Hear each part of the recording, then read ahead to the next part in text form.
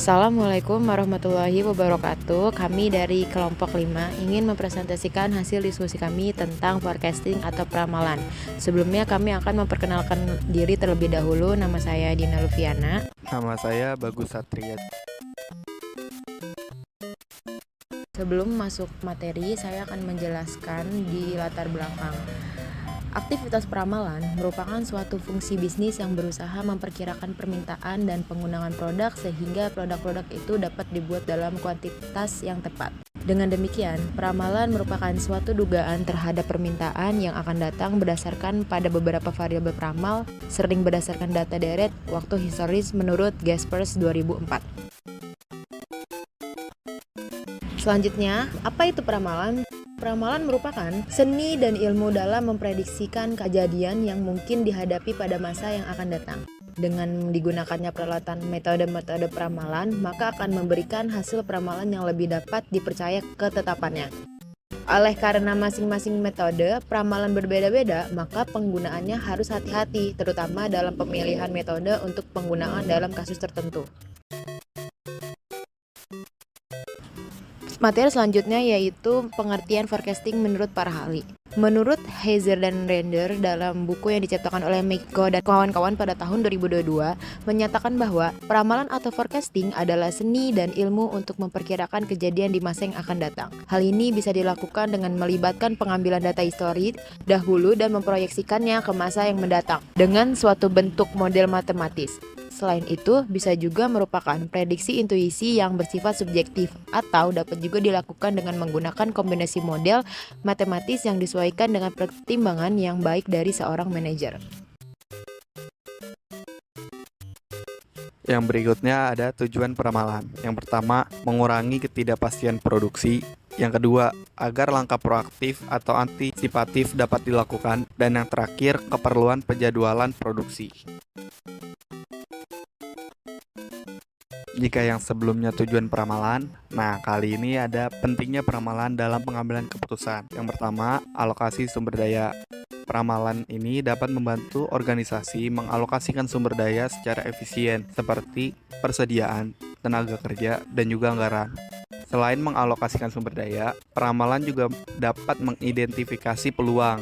Nah, dengan memahami tren pasar, organisasi dapat mengidentifikasi peluang dan memanfaatkannya dengan cepat. Nah, yang terakhir, mitigasi risiko. Peramalan ini dapat membantu mengantisipasi dan memitigasi risiko-risiko yang mungkin dapat terjadi di masa depan. Yang berikutnya ada jenis peramalan. Pada umumnya, organisasi menggunakan 3 jenis peramalan yang utama dalam perencanaan masa depan. Yang pertama, peramalan ekonomi atau economic forecast. Di sini itu dijelaskan bahwa siklus bisnis dengan memprediksi tingkat inflasi, ketersediaan uang, dana yang dibutuhkan, dan juga indikator perencanaan lainnya.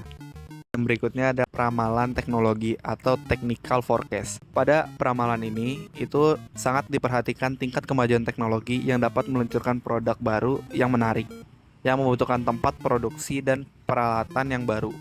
Dan yang terakhir, peramalan permintaan atau demand forecast. Proyeksi permintaan untuk produk atau layanan suatu perusahaan disebut juga sebagai peramalan penjualan, yang dimana mengendalikan produksi, kapasitas, serta sistem penjadwalan dan menjadi input bagi perencanaan keuangan, pemasaran, dan juga sumber daya manusia. Nah, berikutnya ada taksonomi peramalan. Bisa dilihat di sini ada bagan peramalan, di mana dari peramalan tersebut ada 2 metode. Yang pertama itu kuantitatif, yang kedua ada kualitatif. Berikutnya ada metode peramalan. Yang pertama, metode kualitatif. Metode kualitatif ini dibagi menjadi 4. Yang pertama, juri opini eksekutif, yaitu peramalan yang dilakukan oleh eksekutif atau manajer tingkat atas perusahaan karena kemampuan yang mereka miliki. Yang kedua, metode DLP. Metode ini dilakukan dengan melengkapi data untuk peramalan melalui pembagian daftar pertanyaan kepada pelanggan atau konsumen atau masyarakat.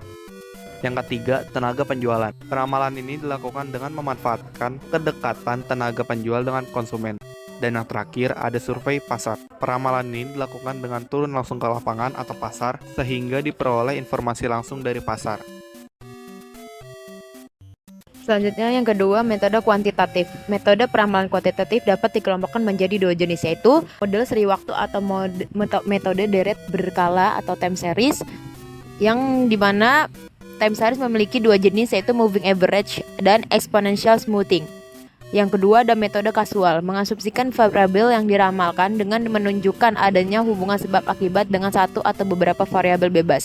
Metode ini berarti didasarkan pada hubungan antara variabel yang diperkirakan dengan variabel lain yang mempengaruhi tetapi bukan waktu. Selanjutnya rumus moving average. Rumusnya itu ada FT sama dengan AT-1 ditambah AT-2 ditambah AT-3 dan selanjutnya dibagi N. FT itu adalah peramalan untuk periode mendatang atau periode T. N sama dengan jumlah yang periode yang dirata-ratakan, dan AT-1 adalah jumlah aktual periode sebelumnya hingga periode N. Selanjutnya contoh soal moving average. Pertanyaannya, berapa nilai peramalan permintaan untuk 3 mingguan dan 6 mingguan dengan menggunakan simple moving average berdasarkan data tabel di samping, jika diasumsikan data aktual yang dimiliki hanya 3 minggu dan 6 minggu. Cara menjawabnya adalah dengan kita membuat tabel dulu di 3 minggu dan 6 minggu. Di 3 minggu kita menjawab di 3 minggu dulu dengan cara menggunakan data pertama, kedua, dan ketiga. Selanjutnya dibagi 3 karena kita menjawab di data hanya 3 minggu. Hasil dari yang tadi kita jumlah dan bagi ditaruh di data keempat yang hasilnya 682,67. Selanjutnya di data yang kelima itu kita hitung dari data yang kedua sampai data yang keempat. Jadi hanya kita pakai 3 data, dan selanjutnya begitu sampai data ke 6, 7 dan sampai 12 kita ngambil 3 data tapi nggak dari awal. Dan selanjutnya di 6 minggu. Yang di 6 minggu kita menggunakan data dari pertama sampai 6. Yang penting kita ambil data 6 dan letakkan ditaruh di data ke-7. Tapi jangan lupa dibagi 6 juga. Dan lanjutnya data ke-8. Data ke-8 kita ambil dari data kedua sampai dengan data ke-7. Yang penting kita jumlahkan sampai data 6 aja, jangan sampai lebih. Selanjutnya dibagi 6 dan hasilnya sampai data ke-12. Begitu juga dibagi 6. Berikutnya ada metode quantitative time series exponential smoothing. Rumus dari exponential smoothing yaitu FT sama dengan FT-1 ditambah alpha dikali AT-1 dikurang FT-1, di mana FT ini adalah peramalan baru, FT-1 adalah peramalan sebelumnya, alpha adalah konstanta penghalus atau pembobot, AT-1 adalah permintaan aktual periode lalu. Berikutnya ada contoh soal exponential smoothing. Pertanyaannya, pada bulan Maret, sebuah perusahaan swasta yang bergerak di bidang perakitan komputer memprediksi permintaan komputer di bulan April sebanyak 192 komputer. Permintaan aktual bulan April adalah 203 unit dengan menggunakan konstanta penghalusan dipilih oleh manajemen yaitu alpha sama dengan 0,2. Dengan metode exponential smoothing, tentukan peramalan pada bulan Mei. Jawabannya, peramalan baru atau permintaan pada bulan Mei sama dengan 192 ditambah 0,2 dikali kurung buka 203 dikurang 192. Dari mana didapat 192? 192 itu adalah peramalan permintaan komputer pada bulan April. Nah, 0,2 itu didapat karena dia adalah konstanta penghalus. 203 adalah permintaan aktual pada bulan sebelumnya. Jadi, peramalan pada bulan Mei itu 192 ditambah 2,2 sama dengan 194,2. Jadi didapat peramalan permintaan bulan Mei untuk produk komputer dibulatkan menjadi 194 unit. Baik, jadi kesimpulan yang dapat kami ambil dari materi forecasting adalah peramalan atau forecasting adalah proses penting yang digunakan untuk memprediksi apa yang akan terjadi di masa depan dengan mempertimbangkan data dan informasi yang ada. Kegiatan ini sangat krusial bagi perusahaan dan organisasi dalam pengambilan keputusan strategis karena dapat membantu dalam merencanakan kebutuhan sumber daya, produksi, dan pemasaran. Dalam praktiknya, peramalan melibatkan berbagai metode dan teknik seperti single exponential smoothing dan model-model lainnya yang dirancang untuk meningkatkan akurasi prediksi. Secara keseluruhan, peramalan bukan hanya sekadar ramalan, tetapi merupakan alat analisis yang membantu organisasi dalam perencanaan dan mengantisipasi perubahan di pasar atau lingkungan bisnis. Dengan demikian, peramalan yang efektif dapat memberikan keuntungan kompetitif dan mendukung keberhasilan jangka panjang suatu organisasi.